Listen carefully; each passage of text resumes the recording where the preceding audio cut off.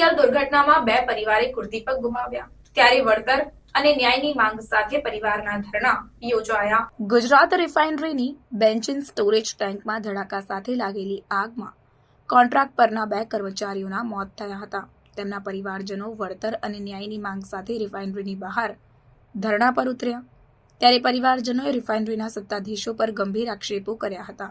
દુર્ઘટનામાં જીવ ગુમાવનાર કર્મચારી ધીમંત મકવાણાના બનેવીએ કહ્યું હતું કે આગ લાગ્યાની જાણકારી મળ્યા બાદ તેઓ સાંજથી અહીંયા આવીને બેઠા છે, પણ તેમને રિફાઇનરી તરફથી કે કોન્ટ્રાક્ટર તરફથી કોઈ જાતની જાણકારી આપવામાં આવી નથી। રિફાઇનરીના અધિકારીઓને માણસના મોતની કોઈ કિંમત નથી। વહેલી સવારે ધીમંતના પત્ની પર 4 વાગે તેમના મોતની જાણ કરતો ફોન આવ્યો હતો। તેના પહેલા તો કોઈ વાત કરવા માટે તૈયાર ન હતું। કોન્ટ્રાક્ટરે તો ધીમંતના સગા બોલીએ છીએ તેવું સાંભળતા જ ફોન કાપી નાખ્યો હતો અને પરિવારજનોને તો એવું જ હતું કે ધીમંત ઈજાગ્રસ્ત છે। ધીમંતને 5 વર્ષનો દીકરો છે, તેની પત્ની અને માતા પિતા પણ છે। તેમનો સહારો છીનવાઈ ગયો। મોતને ભેટેલા અન્ય એક કર્મચારી અને કોયલી ગામના રહેવાસી શૈલેષભાઈના માતા અને પત્ની તેમજ પરિવારજનોએ 1 કરોડના વળતરની માંગ સાથે આક્રોશ વ્યક્ત કર્યો। મૃતક શૈલેષભાઈને 3 નાના બાળકો છે। તેમના માતા અને પત્નીએ કહ્યું કે સાંજે 6 વાગે તેમને રિફાઇનરીના અધિકારી અને કોન્ટ્રાક્ટરે અંદર ચા નાસ્તો આપવા માટે મોકલ્યા હતા અને તેઓ પછી પાછા જ ન આવ્યા। અત્યાર સુધી અધિકારીઓ કે કોન્ટ્રાક્ટર મળવા પણ નથી આવ્યા। જ્યાં સુધી પરિવારજનોને ન્યાય નહીં મળે ત્યાં સુધી તેમનો મૃતદેહ ઘરે નહીં લઈ જવા જણાવ્યું હતું। તો બીજી તરફ સ્થળ પર પહોંચેલા વાઘોડિયાના ધારાસભ્યએ કહ્યું કે મૃતક કર્મચારીઓને વળતર અપાવવા માટે રિફાઇનરીના અધિકારીઓ સાથે વાટાઘાટો ચાલી રહ્યું છે। તેઓ 20-20 લાખની સહાય કરવા માટે સંમત થયા છે। મારે પાક્કું લખન જોઈએ આગળ મારી જાય યો લઈ જશે મારા છોકરાને તઈ મારા છોકરા આખી જિંદગીનું કોણ બેલી બોલાવો સાહેબને બોલાવો આગળ છૂટવાના ટાઈમે અંદર મોકલો। મારું માણસ એક જ જણ કામ કરવા વાળું હતું ઘરમાં 10 જણને કોણ પૂરું કરે? મારા ઘરમાં 10 જણ ખાવા વાળા છે। બોલાવો સાહેબને બોલાવો આગળ 1 કરોડ રૂપિયા જોવે આગળ। શું નામ છે તમારા પતિનું નામ શું હતું? શૈલેષ। અને સુરક્ષાને એમાં અહીંયા આપવામાં આવતી હતી? કશું નહીં અહીંયા આગળ આવું થાય તો અમને કોઈ કીધું નહીં, એમનો ફોને નહીં આવ્યો, હજુ અમને ખબર નહીં।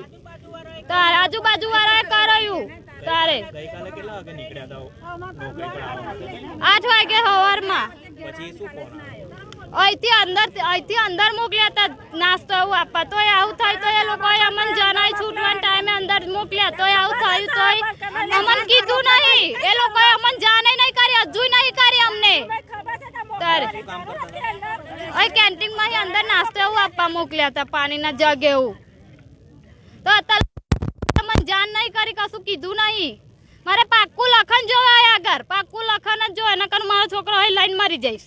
કંપનીમાંથી કોઈ આવ્યું મળવા? કોઈ નહીં આવ્યું, કોઈ આવ્યું નહીં કહેતું, હજુ અત્યારે લગી અમને કશું કીધું નહીં।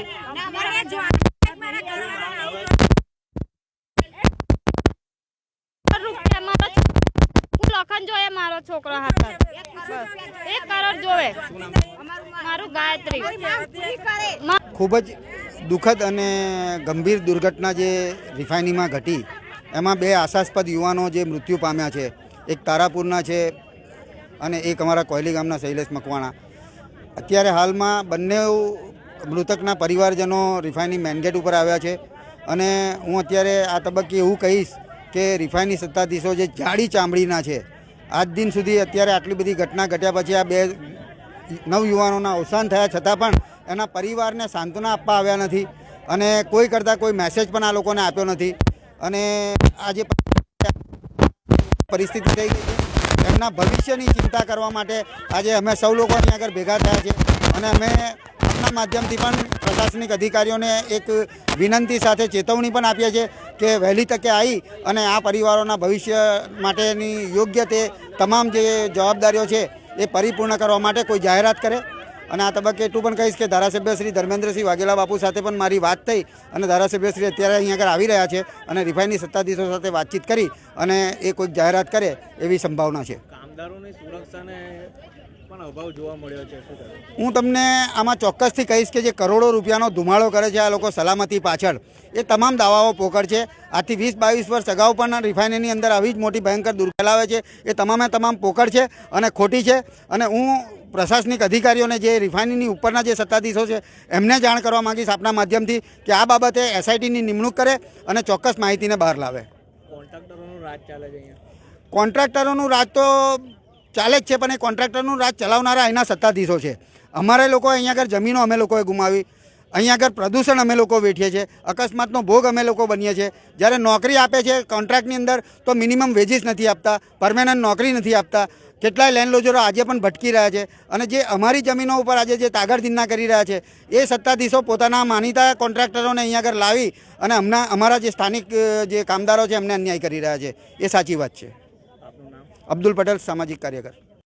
સર, ગઈકાલે જે ઘટના બની ત્યારબાદ જે પરિવાર છે અહીંયા પોતાની ન્યાયની માંગણી સાથે આવ્યું છે, શું પરિસ્થિતિ છે, શું કહેશો? ગઈકાલે જે કોયલી ખાતે ગુજરાત રિફાઇનરી આવેલી છે આમાં જે બ્લાસ્ટ થયો હતો, આ પછી મોડી રાત્રે 2 વાગ્યા સુધીમાં આખું જે આગ હતી આ કંટ્રોલમાં લઈ લેવામાં આવેલી હતી. અત્યારે પરિસ્થિતિ એકદમ નોર્મલ છે અને જે રિફાઇનરીની કામગીરી છે આ પણ ચાલુ છે. અત્યારે 6 થી 7 હજાર કર્મચારી અંદર કામ પણ કરી રહ્યા છે અને બધી સ્થિતિ સંપૂર્ણ રીતે કંટ્રોલમાં છે. આ બનાવમાં 2 કર્મચારી મૃત્યુ પામ્યા હતા, એમનું પોસ્ટમોર્ટમની કામગીરી ચાલુ છે અને 1 કર્મચારી જે ઇન્જર્ડ થયા હતા એ સારવાર હેઠળ છે અને સ્વસ્થ છે. મોટી સંખ્યામાં મહિલાઓ પણ અહીંયા બેઠા છે, તો પોલીસ દ્વારા સમજાવટ કંપનીના અધિકારીઓ સાથે પણ વાતચીત થઈ રહી છે? હા, જે મેનેજમેન્ટ છે કંપનીનું મેનેજમેન્ટ આ અંગે વાતચીત કરી રહ્યા છે અને જે પણ નિર્ણય મેનેજમેન્ટ દ્વારા કરવામાં આવશે આ એમના સુધી પહોંચાડવામાં આવશે. અત્યારે કાયદા અને વ્યવસ્થા માટે વખત પોલીસ यहाँ હાજર છે અને આખી પરિસ્થિતિ નિયંત્રણમાં છે. मैनेजमेंट जो निर्णय करશે આ અંગે આગળ આ મુજબ કાર્યવાही કરવામાં આવશે. खबरों के लिए चैनल को सब्सक्राइब कीजिए, खबरों का नोटिफिकेशन पाने के लिए बेल आइकॉन को जरूर दबाएं.